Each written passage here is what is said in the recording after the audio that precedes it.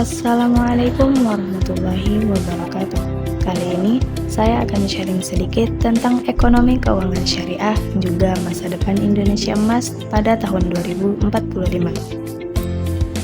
Indonesia memiliki banyak visi dan misi, salah satunya menjadi negara maju pada tahun 2045 atau yang sudah familiar dengan sebutan Indonesia Emas 2045. Indonesia sebagai salah satu negara dengan populasi muslim terbanyak di dunia, tentunya sektor keuangan syariah memiliki peran penting dalam mencapai visi misi tersebut.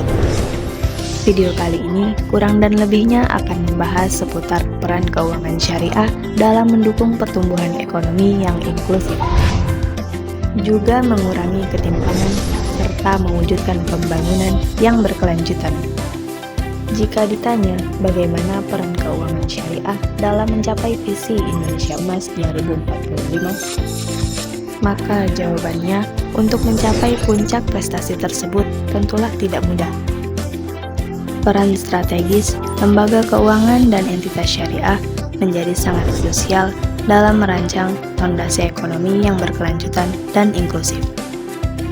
Transformasi ekonomi dan keuangan syariah di Indonesia menjadi landasan yang tidak hanya menyesuaikan diri dengan tuntutan global, tetapi juga memberikan solusi berkelanjutan untuk tantangan ekonomi dan keuangan di tingkat nasional. Berikut adalah beberapa cara di mana ekonomi syariah dapat meningkatkan stabilitas ekonomi negara. Yang pertama, pengembangan industri keuangan syariah. Cara kedua, pengembangan pasar modal syariah. Adapun yang ketiga, kebijakan fiskal syariah. 4. Literasi dan kesadaran masyarakat. 5. Pemberdayaan ekonomi masyarakat. Poin ke-6, penguatan halal value chain.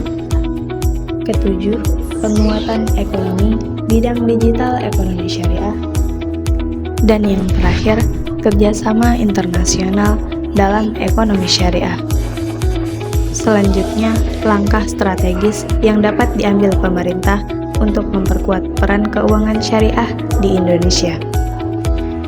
Perkembangan ekonomi sangat terikat dengan kebijakan suatu pemerintahan, maka dalam praktiknya, pada setiap masa pemerintahan, sistem ekonomi ini memiliki wajah yang beragam. Adanya keragaman ini kiranya dapat menjadi pelajaran berbagai setiap orde pemerintahan dalam perumusan suatu kebijakan yang mungkin bisa merujuk pada cita-cita mulia dari sistem ekonomi itu sendiri. Alasan suatu negara menerapkan konsep kebijakan ekonomi Islam adalah untuk memaksimalkan penggunaan sumber daya ekonomi yang ada dan mengatasi masalah ekonomi, antara lain semakin meningkatnya angka pengangguran, menurunnya daya beli masyarakat, menurunnya nilai investasi, dan sebagainya. Selain itu, dalam melaksanakan kebijakan ekonomi, sangat diperlukan peran serta pemerintah supaya tidak terjadi penyelewengan anggaran, sehingga kesejahteraan masyarakat dapat tercapai. Terdapat 4 poin kebijakan pemerintah tentang ekonomi syariah di Indonesia. Yang pertama, kebijakan terhadap peningkatan sumber daya manusia dalam artian keilmuan ataupun pengetahuan. Yang kedua, kebijakan terhadap institusional ataupun lembaga ekonomi syariah. Poin ketiga, kebijakan dalam membuat regulasi. Adapun yang terakhir yaitu kebijakan dalam penyelesaian sengketa, litigasi, dan juga non-litigasi. Lalu, bagaimana dengan perspektif sektor keuangan syariah dapat mendukung inklusi ekonomi dan juga pemberdayaan masyarakat?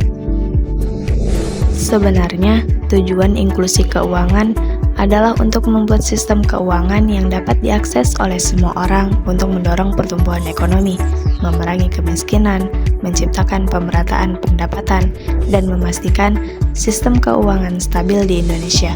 perbankan syariah memainkan peran penting dalam mendukung inklusi keuangan dengan memberikan akses keuangan yang lebih luas dan merata bagi seluruh lapisan masyarakat, termasuk mereka yang sebelumnya tidak terjangkau oleh lembaga keuangan yang formal. Lalu, bagaimana dengan tantangan utama dalam mengintegrasikan keuangan syariah dengan visi pembangunan Indonesia Emas 2045? Beberapa tantangan utama yang dihadapi oleh keuangan syariah selama perkembangannya harus diatasi agar sektor ini dapat berkembang lebih lanjut dan mendukung inklusi keuangan secara efektif. Adapun beberapa tantangan utama dalam mengintegrasikan keuangan syariah diantaranya: yang pertama, kesadaran masyarakat; yang kedua, literasi keuangan; poin ketiga, regulasi dan kebijakan; poin keempat, dukungan dari pemerintah dan regulator; dan yang kelima, peran sebagai agen perubahan; yang keenam, inovasi produk dan layanan; dan poin yang terakhir, yaitu kerjasama dengan lembaga keuangan lain. Terima kasih, sekian sharing kali ini. Sampai jumpa di lain waktu. Wassalamualaikum warahmatullahi wabarakatuh.